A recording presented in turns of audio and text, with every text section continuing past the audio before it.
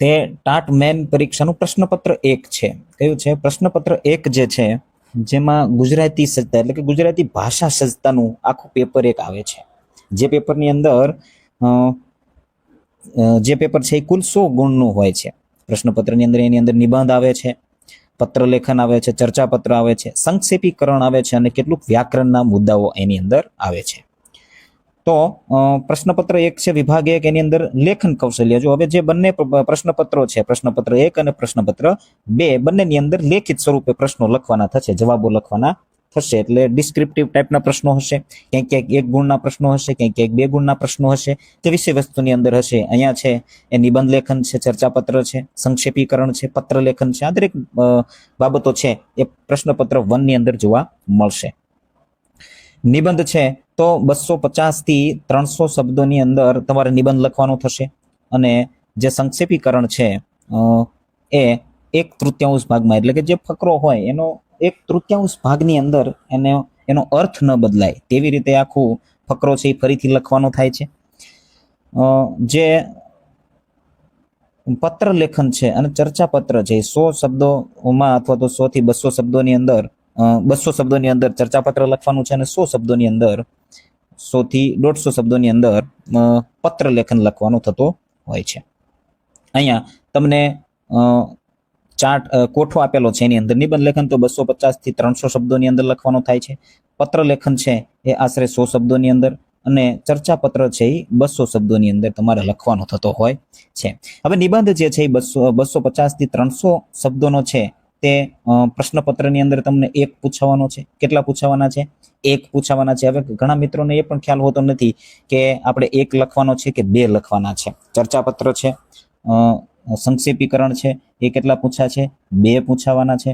અને પત્ર છે એ પત્ર પણ આપણને 2 લખવાના થશે અને ચર્ચાપત્ર પણ 2 લખવાના થશે. તો આવી રીતે નિબંધ જે છે એના 20 માર્ક હશે. કેટલા હશે? 20 માર્ક. એક જ નિબંધ લખવાનો છે અને તેના 20 માર્ક હશે. બાકી બધા છે એ 2 લખવાના છે, એ 10 માર્કના હશે. એક ટોપિકના 20 માર્ક થાય છે, પરંતુ 2 લખવાના થાય એટલે એકના 10 અને બીજાના 10. એવી રીતે 10 માર્કના 2 સંક્ષેપીકરણ હશે, 10 માર્કના 2 પત્ર લેખન હશે, 10 માર્કના એની સાથે 2 ચર્ચાપત્ર હશે. આ પણ 10 માર્ક, 10 માર્કના 2 એટલે કુલ કેટલા થાય છે? 20. આવી રીતે કુલ 20 નિબંધના થાય છે, 20 સંક્ષેપીકરણ અને 20 પત્ર લેખન અને 20 ચર્ચાપત્ર. આવી રીતે કુલ 80 માર્કનું ભારણ અહીંયા થાય છે. બાકી બચે છે 20 માર્ક. કેટલા બચે છે? 20 માર્ક બચે છે. બાકી બચે છે 20 માર્ક. જે 20 માર્ક છે એ ગુજરાતી ભાષાની અંદરનું વ્યાકરણના માર્ક એટલે કે ગ્રામરના માર્ક. 20 માર્કનું ગ્રામર પૂછાય છે. તેની અંદર કેટલાક મુદ્દાઓ છે જે તમારે કવર કરવાના છે. એની અંદર તમને રૂઢિપ્રયોગ પૂછાઈ શકે છે, કહેવતો પૂછાઈ શકે છે, સમાસ આવે છે, તેની અંદર છંદ આવે છે, અલંકાર આવે છે, શબ્દ સમૂહ માટે એક શબ્દ વાપરવાનો હોય છે એ પણ આવે છે, જોડણી આવે છે, સંધિ આવે છે અને વાક્ય રચના ઉપરના પ્રશ્નો તમને તેની અંદર જોવા મળે છે. અને આમ 20 ગુણનું આખું જે વ્યાકરણ છે, ગુજરાતી વ્યાકરણ, તે પૂછાય છે. હવે આ જે પ્રશ્ન છે એની અંદર ખાસ ગુજરાતી ભાષા છે એની શુદ્ધિ તમારી પાસે હોવી જોઈએ. ગુજરાતી ભાષાની અંદર શબ્દો છે એ સચોટ હોવા જોઈએ, ભાષા શુદ્ધ શબ્દો હોવા જોઈએ, ક્યાંય પણ વાક્ય રચનાની અંદર ભૂલ ના હોવી જોઈએ. આ દરેક બાબતોનું ખ્યાલ છે આની અંદર રાખવાનો છે. ગુજરાતી ભાષા છે એટલે ગુજરાતીમાં જ દરેક બાબતો છે એ તમારે તેની અંદર નોંધવાની છે. આની તૈયારીના વિડીયો છે એ તમને યુટ્યુબ ઉપર ઘણા બધા અવેલેબલ થતા હોય છે. બીજું હવે મેન વાત જે આવે છે એ આપણા વિષય વસ્તુની છે. તો એની અંદર મુખ્ય પરીક્ષાની અંદર જે આપણને મેન્સ પેપર છે અને જે પ્રશ્નપત્રનું માળખું એટલે એની અંદર વિષય વસ્તુનું જે પ્રશ્નપત્ર છે તેનું માળખું જોવા જઈએ તો એની અંદર આપણને આ વખતે જે સુધારો થયેલો છે એ મુજબનું આપણે માળખું લઈને આવ્યા છીએ. આ પ્રશ્નપત્ર છે એના પણ 100 માર્ક છે. જે પ્રશ્નપત્ર 1 છે ભાષા સંસ્થાનું, એની અંદર તમને 2.5 કલાક મળવાની છે. કેટલી કલાક મળવાની છે? 2.5 કલાક, 2 30 કલાક, 2 અને 30 કલાક તમને મળવાની છે. 2 અને 30 કલાક, 2.5 કલાક મળવાની છે.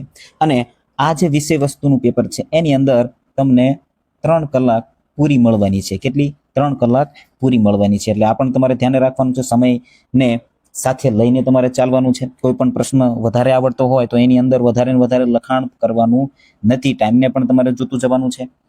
હવે જે વિષય વસ્તુની અંદર જે પ્રશ્નો આવે છે એની અંદર સૌથી પહેલા મુદ્દાસર પ્રશ્નો જે છે એની અંદર કુલ પ્રશ્નો 7 આવે છે. કેટલા આવે છે?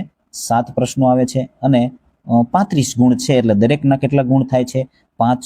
5 ગુણવાળા 7 પ્રશ્નો આવશે. હવે આ વખતની જે પ્રશ્નપત્રો પૂછાશે વિષય વસ્તુની અંદર ખાસ, તો જે ગયા વર્ષનું તમે પ્રશ્નપત્ર જોશો એટલે તેની અંદર તમને ઓપ્શનલમાં પ્રશ્નો જોવા મળશે. જેવી રીતે 10 પ્રશ્નો આપ્યા હોય એમાં લખ્યું કે કોઈ પણ 7ના જવાબ આન્સર તમારે આપવાના છે.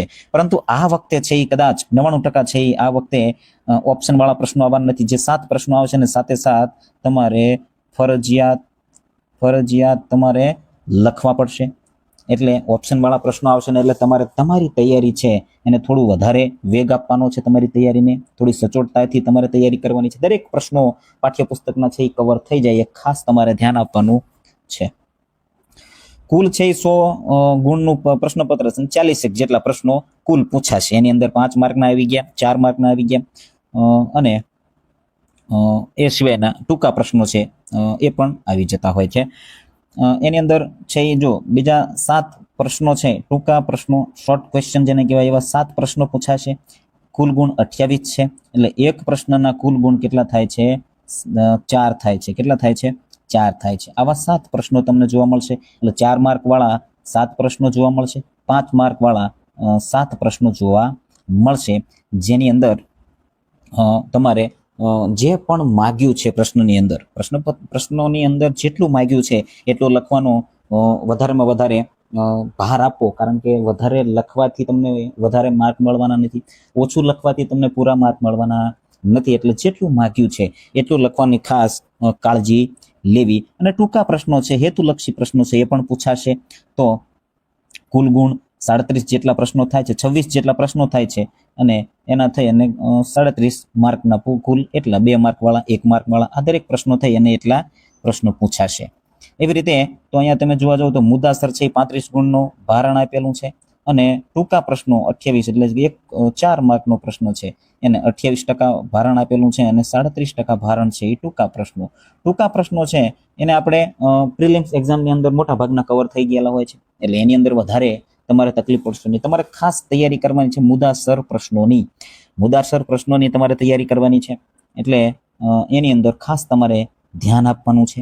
અને પ્રશ્નો કેવા પૂછાય આવો પણ પ્રશ્ન ઘણાને થતો હોય છે. તો આસનો છે, આખી સ્થિતિ શરૂઆતથી લઈ અને અંત સુધીના ફાયદા અને ધ્યાનમાં રાખવાની બાબતોને આ બધી, અને એવું પણ પૂછાઈ શકે કે આકૃતિ સહિત આસનો છે એને તમે સમજૂતી આપો. તો આકૃતિ સહિત એની સમજૂતી આપવાની થતી હોય છે. અને બીજા પ્રશ્નો છે કોઈ મોટા મુદ્દાવાળા પ્રશ્નો છે તો, અથવા તો ધારો કે લાંબી કૂદનો પ્રશ્ન છે, લાંબી કૂદના કૌશલ્યો જણાવી, કોઈ પણ એક કૌશલ્યને સમજૂતી આપવાનું કહે.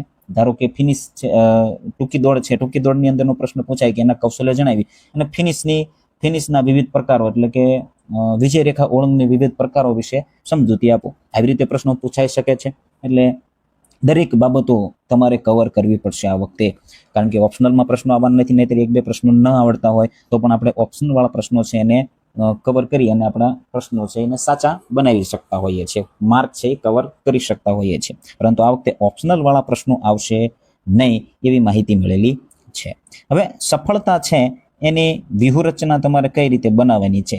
તો શબ્દો અને સમય મર્યાદાનું પાલન કરવાનું. જેટલા શબ્દોમાં તમને પ્રશ્નો લખવાના કીધા છે એટલા શબ્દોમાં તમારે પ્રશ્નોને લખવાના છે. કોઈ પ્રશ્ન વધારે આવડે છે, એનું તમારી પાસે પૂરેપૂરું જ્ઞાન છે તો દરેક બાબતોને સમજાવવા જવાનું નથી. જેટલું માગ્યું છે એટલું ટૂંકમાં તમારે જણાવવાનું છે. વધારે પ્રશ્નો તમારી પાસે સમય છે, તમારે સમજાવવું છે તો તમે સમજાવી શકો છો, પરંતુ છેલ્લે એવું ના થાય કે આપણે પેપરના પ્રશ્નો છે એ બાકી રહી જાય અથવા બીજા પ્રશ્નો છે એને આપણે પૂરેપૂરો સમય આપી શકીએ નહીં. આવું ન થવું જોઈએ. 150 થી 80 શબ્દોની મર્યાદા જાળવવાની. 150 થી 180 શબ્દોની અંદર પ્રશ્નનો જવાબ લખવાનો છે તો એ મર્યાદા તમારે જાળવવાની છે. એમાંથી થોડા શબ્દો આગળ પાછળ થાય તો ચાલે ખરા, પરંતુ તમારે પછી દરેક બાબતોને સમજાવી અને બહુ ડિટેલમાં પ્રશ્નોનો જવાબ લખવાનો નથી, એની ખાસ કાળજી લેવાની છે. લાંબા પ્રશ્નોમાં વધુ સમય ન બગાડવાનો, જો કીધું છે લાંબા પ્રશ્નોમાં વધુ સમય બગાડવાનો નથી. ચોકસાઈ પર ધ્યાન આપવાનું છે. હેતુલક્ષી અને ટૂંકા પ્રશ્નો વધુ સચોટતાથી ધ્યાનમાં લેવાના છે. એટલે હેતુલક્ષી પ્રશ્નો છે એને આપણે જો કે પ્રિલિમ્સમાં મોટા ભાગના પ્રશ્નો કવર થઈ ગયા હોય છે, પરંતુ છતાં આપણે સમજૂતી સાથે એને પણ રીડ કરવા પડશે. તો આટલી બાબતો છે એને ખાસ તમારે ધ્યાનમાં લેવાની છે. ફિઝિકલ એજ્યુકેશનની અંદર જે ટાટ સેકન્ડરી છે એની અંદર 9-10ના પાઠ્યપુસ્તકની અંદર છે. જે પણ પ્રશ્નો તમને મોટા પ્રશ્નો નીકળે છે, સૂર્ય નમસ્કાર છે, આસનો છે, ધ્યાન છે, બંધ છે, આ બધા બાબતો છે એને પણ ધ્યાને લઈ લેવાની છે. અને જે સ્વાસ્થ્યના પ્રશ્નો પ્રકરણો છે એને પણ કવર કરવાના છે. એની અંદર જે બાબતો છે એને પણ કવર કરવાની છે. એવી જ રીતે ટાટ હાયર સેકન્ડરી માટે 11-12નું પાઠ્યપુસ્તક છે એને કવર કરી લેવાનું છે. દરેક બાબતોને આપણે પૂરેપૂરી સચોટતાથી તમે સાથે સાથે લખતા જઈશો તો લખવાની પણ પ્રેક્ટિસ થતી જશે. એટલે લખતા પણ જવું, કારણ કે અંત સમયની અંદર તમારે રિવિઝન પણ એટલું ઝડપી થઈ જશે.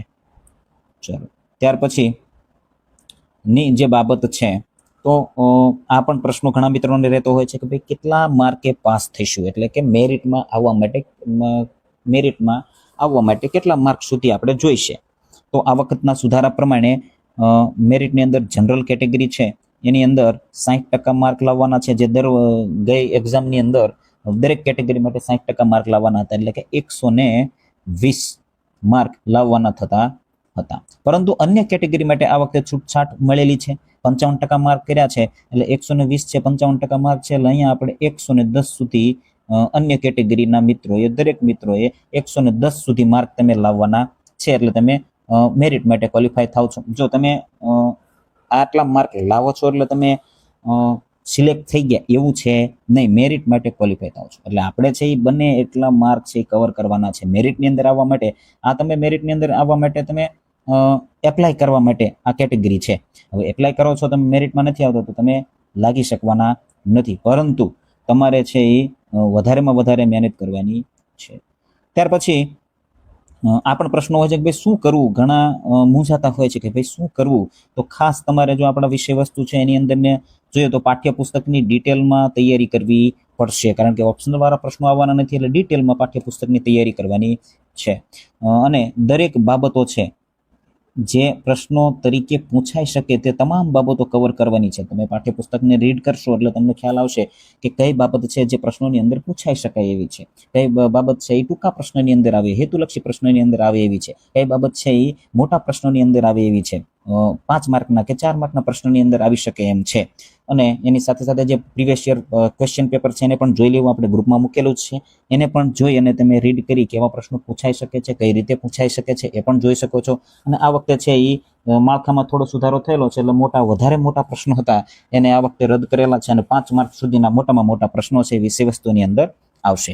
તો એની અંદર કવર કરવાની છે. બીજું છે લખવાની પ્રેક્ટિસ ખાસ કરવાની છે. આપણે શારીરિક શિક્ષણના મિત્રો છીએ, શારીરિક શિક્ષણ સાથે જોડાયેલા મિત્રો છીએ, એટલે લખવાની બિલકુલ વધારે ટેવ એટલે કે આદત હોતી નથી. તો લખવાનું તમારે આજથી ચાલુ કરી દેવાનું છે, અથવા ચાલુ કરી દીધું હોય તો વેલ એન્ડ ગુડ, પરંતુ લખવાની પ્રેક્ટિસ છે એ ખાસ કરવાની છે.